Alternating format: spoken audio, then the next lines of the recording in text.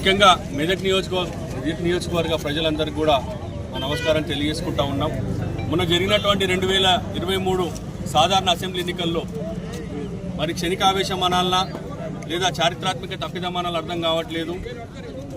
సరే కొద్ది పార్టీ ఇబ్బందుల వల్ల పార్టీని వీడిపోయి తప్పుదోవపోయినామనే ఒక భావనకు రావడం జరిగింది.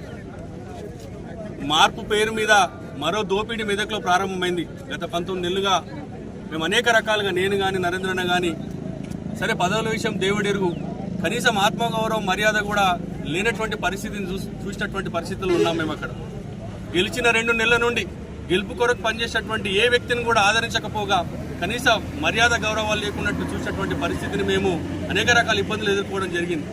మరి ముమ్మాటికి మాకు అర్థమైన విషయం ఏంటంటే, ఈ తెలంగాణ రాష్ట్రంలో మరి అప్పుడే పుట్టిన చంటిబిడ్డ తల్లి దగ్గర ఉంటే ఎంత క్షేమంగా ఉంటుందో, ముమ్మాటికి తెలంగాణ కూడా కేసీఆర్ గారి చేతుల్లో ఉంటే అంతే క్షేమంగా ఉంటుందని ఒక భావనతోని మరోసారి మేము చేసినటువంటి పొరపాటును యావత్ మెదక్ ప్రజానికి మమ్మల్ని క్షమించాలని మనస్ఫూర్తిగా వారికి కోరుకుంటూ, మరి ఈరోజు మమ్మల్ని అందరినీ కూడా ఆహ్వానించడానికి మరి సొంతింటికి తిరిగి వచ్చిన సందర్భంలో టీఆర్ఎస్ పార్టీ కుటుంబ సభ్యులందరూ కూడా పేరు పేరున మరి శిరస్సు వంచి వారికి నమస్కారాలు తెలియజేస్తూ, భవిష్యత్తులో మరి ఇక్కడ ఉన్నటువంటి టీఆర్ఎస్ పార్టీ క్యాడర్తో అందరం కూడా మెదక్ను పూర్వవైభవం దిశగా మా వంతు కృషి చేస్తామని తెలియజేస్తూ, అక్కడ అనేక రకాల అవమానాలే కాకుండా కుటుంబ సభ్యులను సైతం కూడా వారు మరి చెప్పుకోలేనటువంటి భాషలో, చెప్పుకోలేనటువంటి పదాల్లో మేము అందరం కూడా ఎదుర్కోవడం జరిగింది. కాబట్టి మెదక్ ప్రజలందరూ కూడా గమనిస్తూ ఉన్నారు.